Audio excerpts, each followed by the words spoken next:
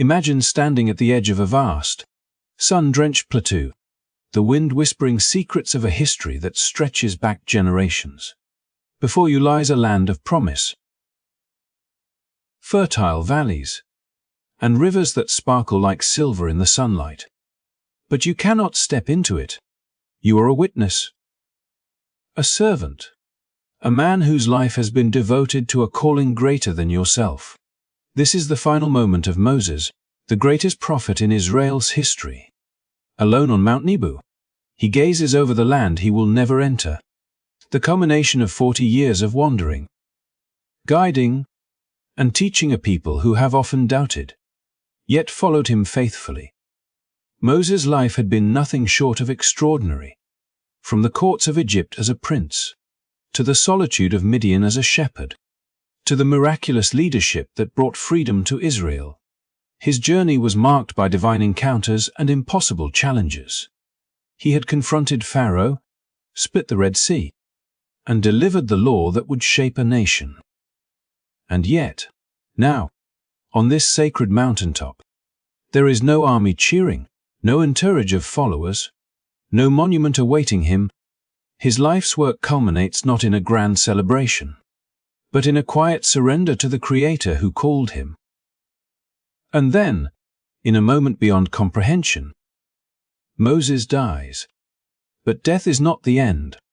God himself takes Moses' body, laying him to rest in a hidden valley in Moab.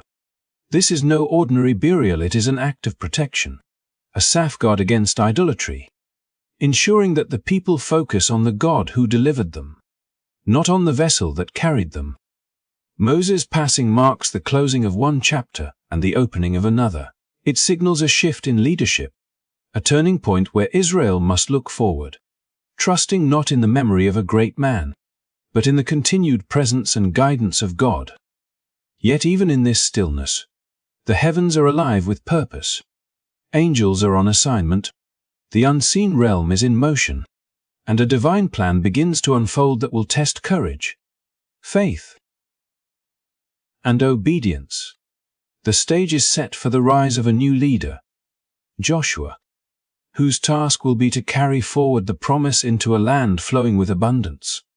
This is not merely a story of death, it is a story of transition, of preparation, and of the enduring power of faith.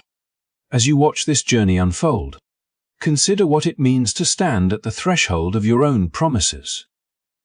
Sometimes, the end of one season is not a loss, but the doorway to something greater. Join us as we explore the 7 shocking events that took place immediately after Moses' death, events that changed the course of history forever. If you are ready to dive deep into this remarkable story, do not forget to like this video, subscribe to the channel, and hit the notification bell so you won't miss any of our explorations into the most fascinating biblical events. You won't want to miss a single moment of what happens next. As Moses lay in the hidden valley, the silence of death was far from ordinary. Though his final breath had left his body, the world beyond the sight of men was stirring with a tension invisible to mortal eyes. The earth seemed to hold its breath, the winds paused mid-whisper, and the heavens themselves leaned closer, drawn into a confrontation that would challenge the very order of authority. For even in death, Moses was not alone, and what was about to unfold would reveal the weight of divine protection and the unseen battles that shape history. From the shadows of eternity, an adversary stirred, drawn by the power and legacy of the man who had spoken face to face with God, who had carried the hopes of a nation through deserts, storms, and oppression. Satan, the accuser, sought not a living soul this time, but a corpse, a vessel of influence that still bore the imprint of divine favor. To claim Moses' body would not merely be an act of desecration.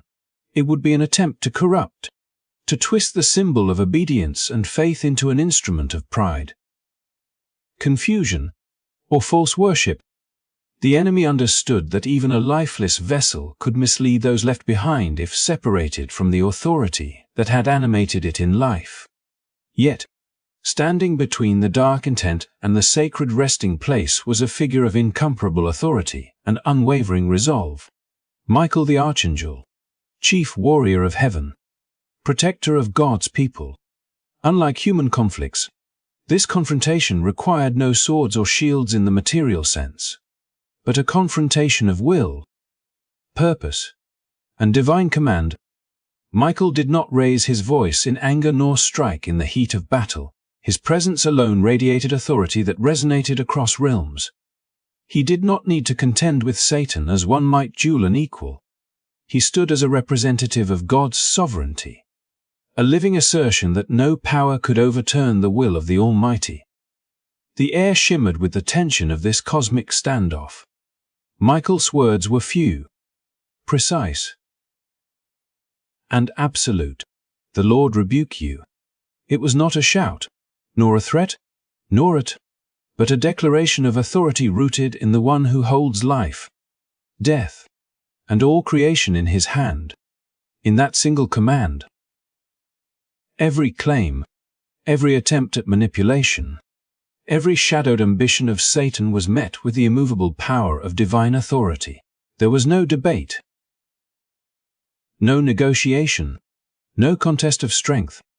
The battle was settled before it could unfold, not by might or strategy, but by the recognition of ultimate command. In the midst of this confrontation, the significance extended beyond Moses alone. The event, recorded in the brief but striking passage of Jude 1:9, opens a window into a realm that most seldom consider, revealing that the faithful are never abandoned, that even in the moments when the world seems quiet and indifferent, there exists a vigilance that watches over what God has consecrated. Moses, who had surrendered his life to God, became a symbol that transcended mortality, a proof that God's protection does not end with breath, that the covenant and legacy of the righteous are safeguarded beyond human comprehension. And yet, the encounter with Satan carries a lesson that is subtle but profound. Michael does not accuse, does not berate, does not attempt to reason with the adversary. The simplicity of the command underscores a truth that resonates through eternity. Authority belongs to God alone. No matter how exalted a servant, how powerful a messenger, how faithful a warrior, the final word is never in human hands, nor in any created being, nor even in the archangels themselves. This moment illuminates a hierarchy of obedience, a structure in which every spiritual confrontation is ultimately resolved not by the strength or cleverness of those who intervene, but by the will of the one who governs all things. The confrontation over Moses' body also reminds us that death is not the cessation of influence. Even a man whose life has ended can inspire fear, hope, reverence, or rebellion. The enemy's desire to claim Moses remains demonstrates the power of legacy, the enduring weight of a life aligned with God's purposes. If a body could be manipulated to sow confusion or idolatry, the lesson is clear.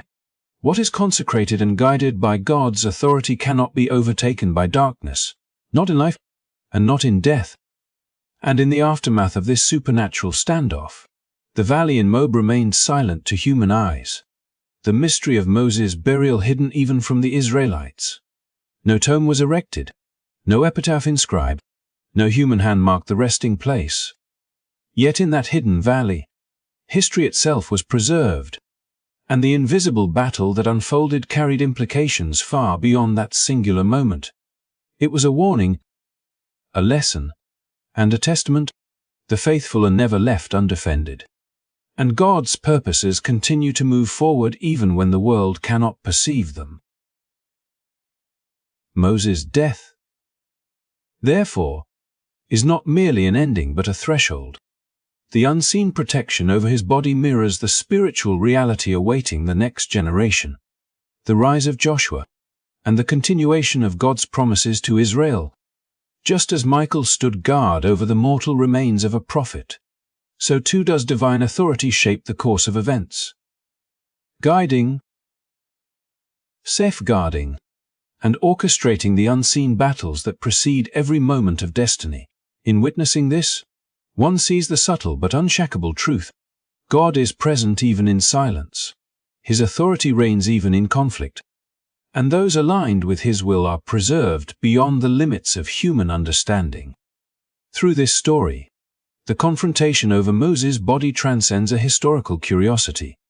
It becomes a profound reflection on authority, protection, and the invisible forces that ensure that the work of God's chosen continues uninterrupted. Even in death, even when appearances suggest vulnerability, the faithful remain under divine protection, and the hand of God moves with precision, purpose, and unwavering love to preserve what is consecrated, reminding all who watch that life, legacy, and obedience belong ultimately to the Creator who governs all. The plains of Moab were cloaked in a heavy veil of sorrow. For 30 long days, the people of Israel grieved, their hearts weighed down by the loss of a leader who had guided them through decades of wandering, struggle, and divine intervention. Moses had been more than a commander or a prophet. He had been the voice of God in their midst, the mediator between heaven and earth, and the steady hand that led them from bondage into the threshold of promise. His death was not just a personal loss. It was the closing of an era, a moment that left the nation suspended between past victories and future uncertainties. The grief was palpable, stretching across the camp like a thick shadow, touching every heart with the echo of a life that had shaped their destiny. Yet within this sea of mourning, there was one man whose silence was more telling than any lamentation, a figure whose quiet presence carried the weight of both respect and anticipation. Joshua, the successor, stood apart, observing the tears of a nation while wrestling with the tremors of responsibility within his own soul. Unlike the Israelites, whose grief was outward and expressive, Joshua's preparation was inward, a silent dialogue with God and with the mantle of leadership that had been passed into his hands. He understood that stepping into Moses' shadow would not be a matter of repeating miracles or commanding awe. It would require a different courage, a deeper faith, and an unyielding willingness to trust a God who had called him before the eyes of men recognized his authority. The 30 days of mourning were not merely a ritual of sorrow. They were a sacred interval, a period in which the past was honored and the future quietly prepared. Grief, in its fullness, became a teacher, instructing the people that loss and transition are inseparable from the unfolding of destiny.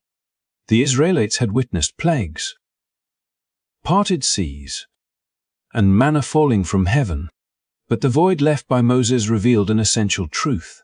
Even the strongest guides are mortal, and their departure creates a sacred space for the next chapter of God's plan. Joshua's silence during this period was itself a lesson in leadership. He did not rush to speak, to assert authority, or to diminish the weight of grief around him. Instead, he absorbed the mourning, allowing it to temper his spirit, sharpen his awareness, and root his resolve in the unseen hand that had guided Moses and now beckoned him forward. In the quiet of these days, Joshua reflected on the journey that had brought Israel to this precipice. He remembered the moments of rebellion he had helped quell, the burdens he had shared with Moses, and the visions of the land that had stretched before them for generations.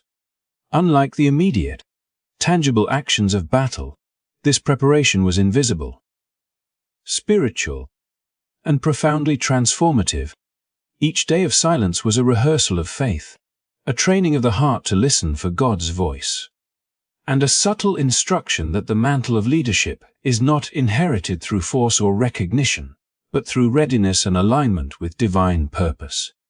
The people's grief, unrelenting though it was, became a backdrop against which Joshua's quiet resolve grew, teaching him the delicate balance between honoring the past and embracing the future. As the mourning continued, the Israelites gradually came to understand that grief is not a pause, but a passage. They learned that loss, while painful, can prepare a generation for a promise they have yet to fully comprehend. For 30 days, The camp of Israel was both a house of sorrow and a crucible of transformation, where hearts were softened, memories were treasured, and faith was quietly tested. The weight of Moses' absence pressed upon them. Yet in that weight lay a lesson about trust, obedience, and the necessity of moving forward when the path is revealed by God rather than human understanding. Joshua observed, prayed, and attuned himself to the subtle currents of God's guidance, knowing that when the time came, the silence would be broken not by the clamor of human authority, but by the voice of God calling him into action. This period also served to reveal the distinction between presence and power. Moses had been present in every decision, miracle, and confrontation, and his physical absence was a stark reminder that leadership is more than visibility, it is faithfulness, preparation, and readiness to act when called. Joshua's quiet preparation mirrored a profound spiritual truth. A leader's strength is not measured by outward command alone, but by the internal fortitude cultivated in unseen seasons of reflection, obedience, and anticipation. The Israelites, while mourning outwardly, were witnessing a hidden lesson in humility, patience, and the sacred rhythm of divine timing, which prepares a people and a leader for challenges yet unseen. Finally, as the 30th day arrived and the mourning drew to a close, the stage was set for transition. The hearts of the Israelites, still tender with sorrow, were ready to turn toward promise. Joshua, tempered in silence and strengthened in spirit, had learned that the sacredness of grief is inseparable from the readiness for new calling. The end of Moses' life was not an abrupt severance, but a carefully orchestrated preparation for the future. The echoes of mourning intertwined with the anticipation of divine instruction, signaling that leadership, like faith, is nurtured in moments that the world may regard as still or uneventful, but which are, in reality, charged with unseen power and eternal significance.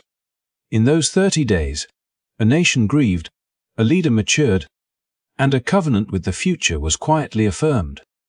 Moses' legacy was honored not just in memory, but in the readiness of Joshua and the people to step into the promise, illustrating a timeless truth. Grief, when embraced as sacred, becomes the fertile ground from which obedience, courage, and faithful leadership emerge. In the plains of Moab, the silence spoke louder than any voice, preparing both a man and a nation to walk boldly into the calling God had set before them. As the 30th day of mourning came to an end, a profound stillness settled over the plains of Moab, a quiet pregnant with anticipation that only the divine could orchestrate. The people of Israel, tender from their long period of grief, stood on the cusp of a future they had longed to see yet could not fully grasp. It was in this sacred hush, this tension between loss and promise, that God spoke to Joshua. The voice was not merely audible, it carried authority, clarity, and a resonance that reached to the depths of Joshua's soul, affirming that the mantle he had inherited was not his by chance, but by divine appointment. Moses, my servant, is dead, God declared, and now you and all these people, get ready to cross the Jordan into the land I am giving them. Joshua felt the weight of those words like a river flowing through him, both overwhelming and steadying, a call to action intertwined with divine assurance. He had walked beside Moses for years, witnessed miracles that defied logic, and shouldered responsibilities that tested every fiber of his being.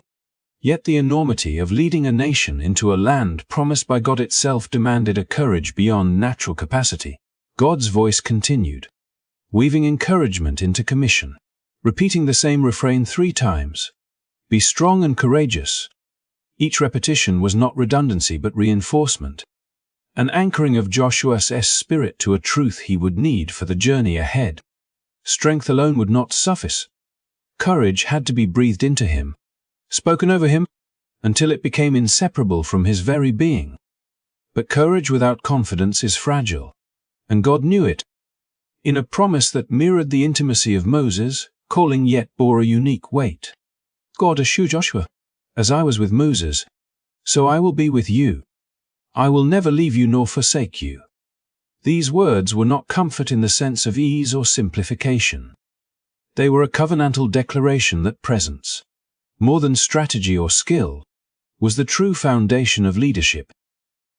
The future, with its unknowns and challenges, would be navigable not because Joshua was capable in his own strength, but because the Creator of the universe, the author of promises, and the orchestrator of history walked with him. Every step forward, every decision made, every challenge faced would carry the invisible yet undeniable support of divine presence. As Joshua absorbed this, a profound realization unfolded within him. Leadership in the kingdom of God was never about replicating what came before, nor about commanding by fear or force. It was about obedience, trust, and alignment with God's timing and purpose. The mission ahead was not an echo of Moses' miracles. It was a new chapter demanding a new kind of courage, forged in the crucible of faith and rooted in the certainty of God's fidelity. The Israelites, though silent and still, were witnesses to this sacred commissioning. Their hearts, still tender from mourning, would now be called to trust, to follow, and to act in alignment with the presence and guidance of the One who had led them from bondage into promise. The moment was not ceremonial in the human sense. There were no crowns placed upon Joshua's head, no armies lining the plains to mark a transition. The commissioning was spoken in a voice that carried authority beyond comprehension, a voice that reshaped reality and reframed destiny. Joshua's inner world shifted from uncertainty to clarity, from hesitation to readiness, as he recognized that his role was not to emulate Moses, but to step into the specific calling God had ordained for him. Every instruction, every word of encouragement, was a divine calibration, preparing him to act with both wisdom and courage when the time came to lead Israel across the Jordan and into the land flowing with promise. God's speech was also a masterclass in timing and spiritual preparation. He allowed 30 days of mourning to complete, understanding that the human heart must process loss before receiving a calling of such magnitude. Joshua had been tempered in silence, fortified through observation, and readied in the crucible of grief, so that when the voice finally came, it would not just call him forward, it would awaken his authority, sharpen his discernment, and root his courage in the immutable presence of God. The call to action was inseparable from the assurance of accompaniment. Be strong. Be courageous, for you do not walk alone. In the unfolding narrative, the crossing of the Jordan was more than a physical act. It was a spiritual threshold, a tangible manifestation of the obedience and trust that God was now asking of Joshua and Israel. God's words framed this transition, emphasizing that the journey was not dependent on human strength, resources, or cleverness, but on a steadfast alignment with divine guidance. The repeated exhortation to courage underscored a critical principle. Faith is not passive, nor is obedience automatic. It must be reinforced, revisited, and anchored in the certainty of God's unchanging presence. Joshua's response is internal, reflective, and resolute. He did not rush to speak or to assert his authority among the people.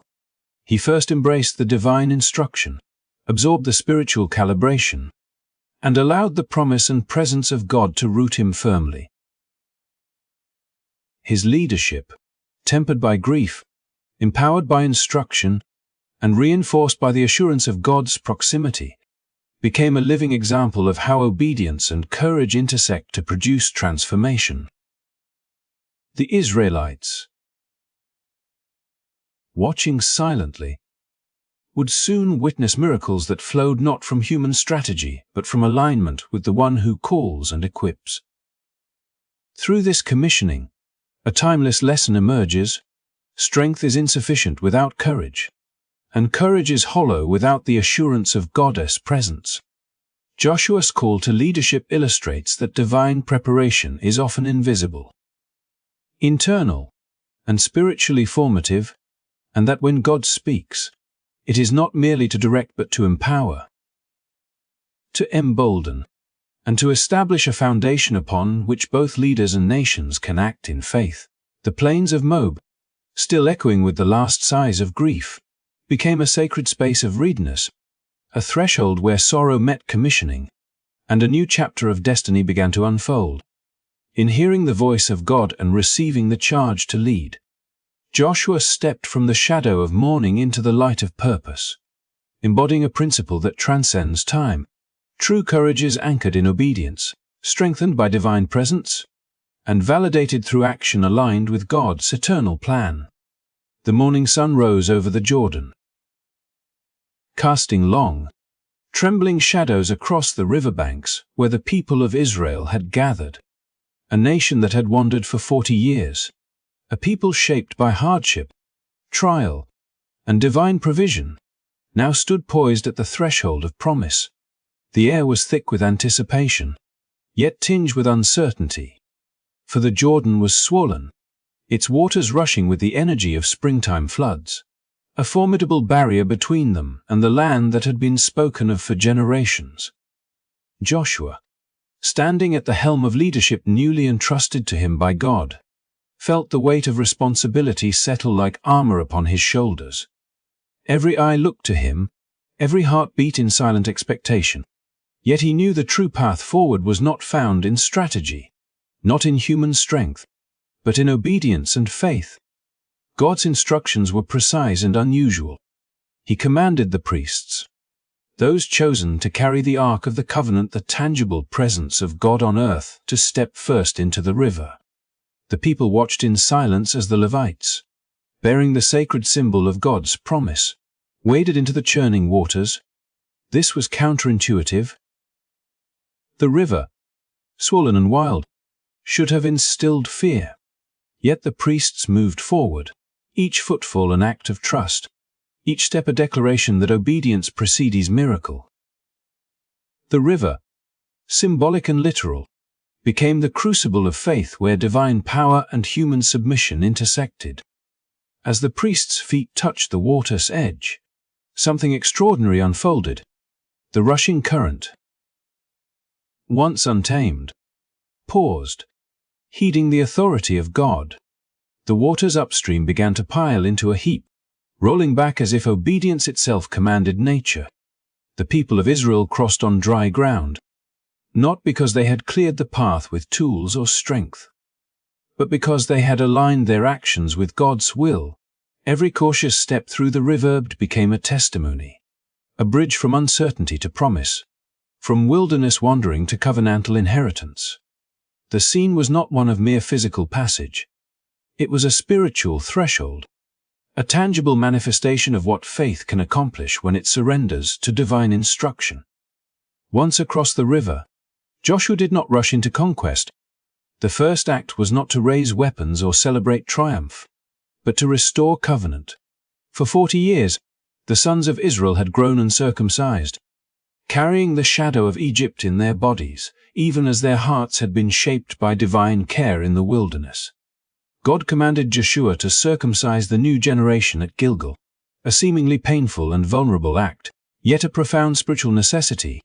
Here, in the open land, among the very people he would lead into battle. Joshua obeyed.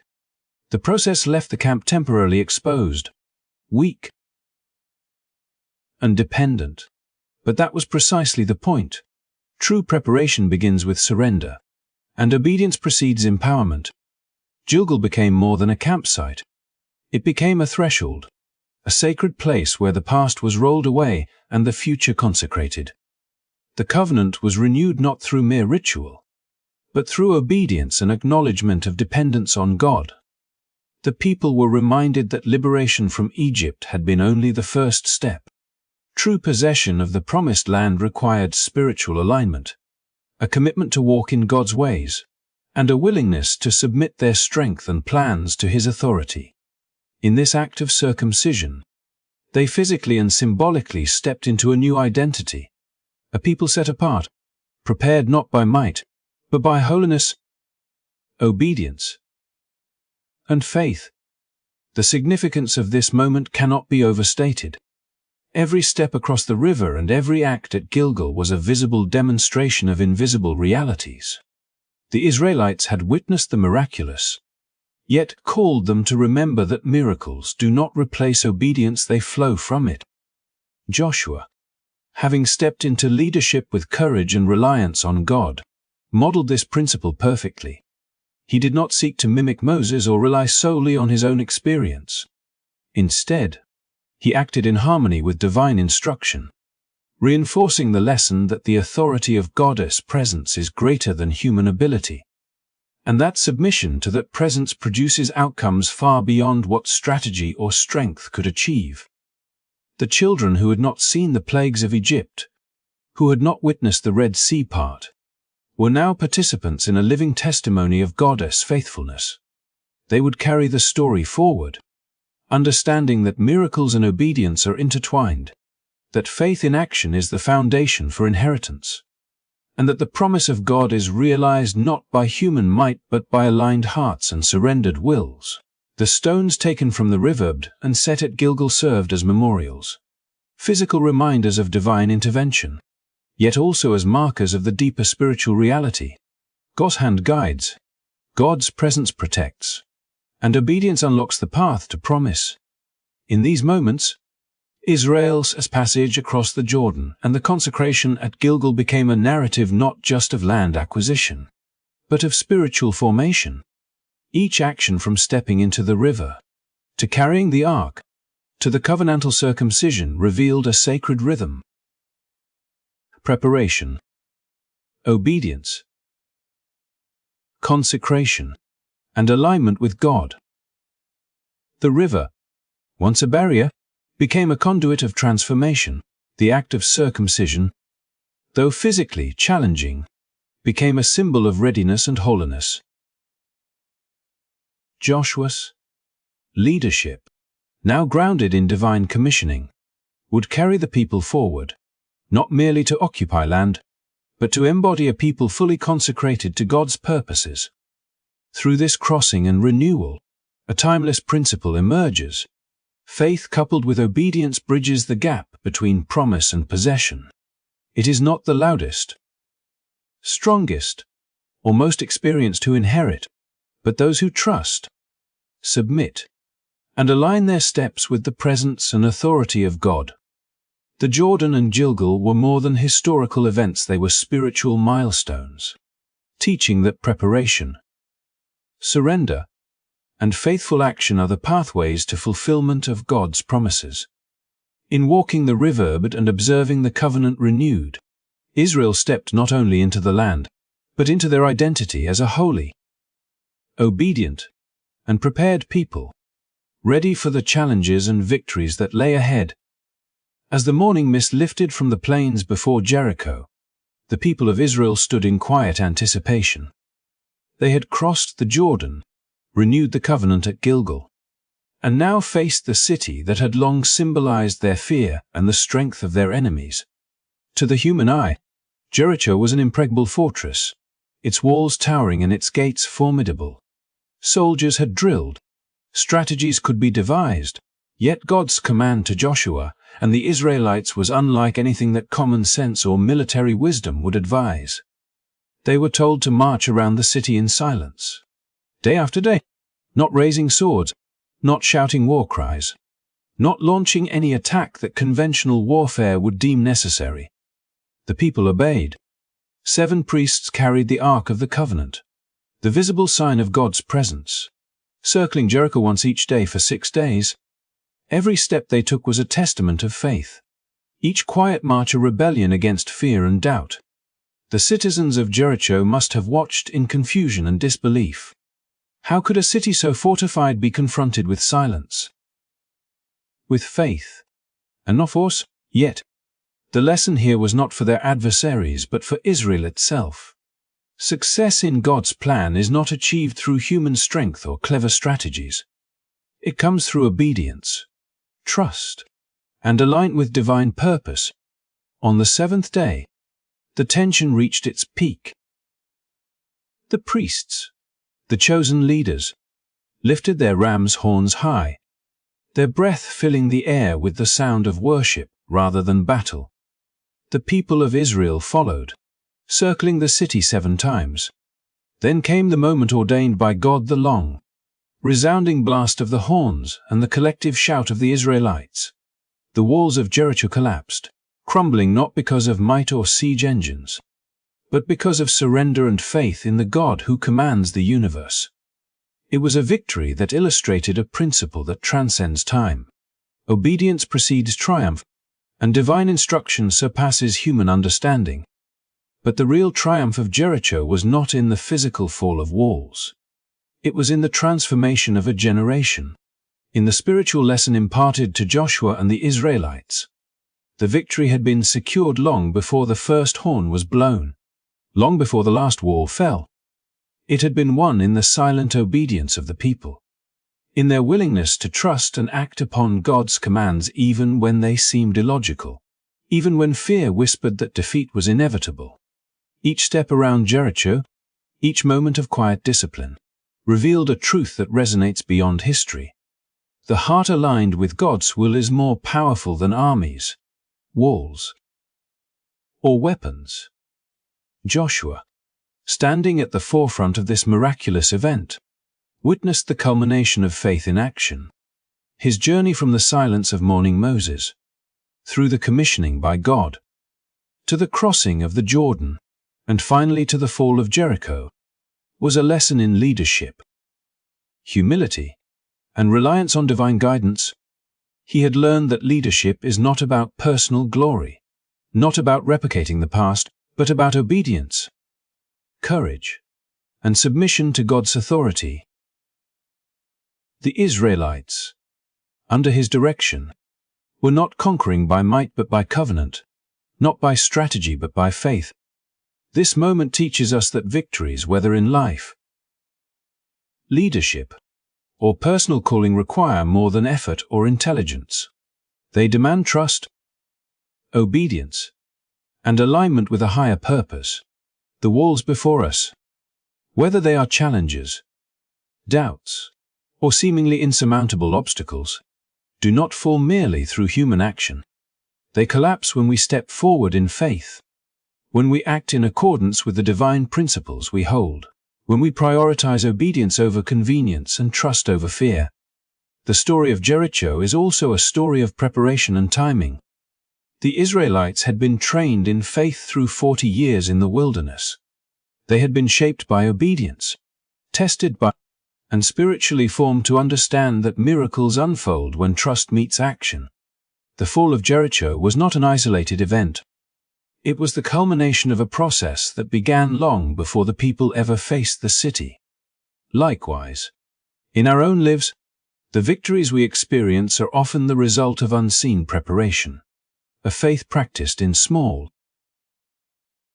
disciplined steps, of obedience sustained when results are not yet visible.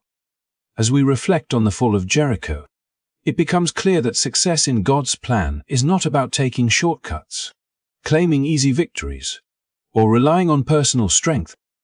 It is about walking faithfully through the seasons of waiting, trusting in the promises, and acting when God calls, even when the instructions defy logic. The walls of Jericho teach us that true power is found not in force, but in surrender, not in might, but in obedience, not in planning alone, but in alignment with God's purpose. Thank you for joining us on this journey through one of the most profound moments in biblical history. If this story has inspired you, encouraged you to trust, or reminded you of the power of faith and obedience, please give this video a like, share it with someone who needs encouragement, and subscribe to our channel for more stories that explore faith, leadership, and the extraordinary ways God works in our lives. Remember, The walls we face today may seem impossible, but with faith, trust, and obedience, the victory has already been secured. Step forward, walk in courage, and witness how God brings down every barrier in your path.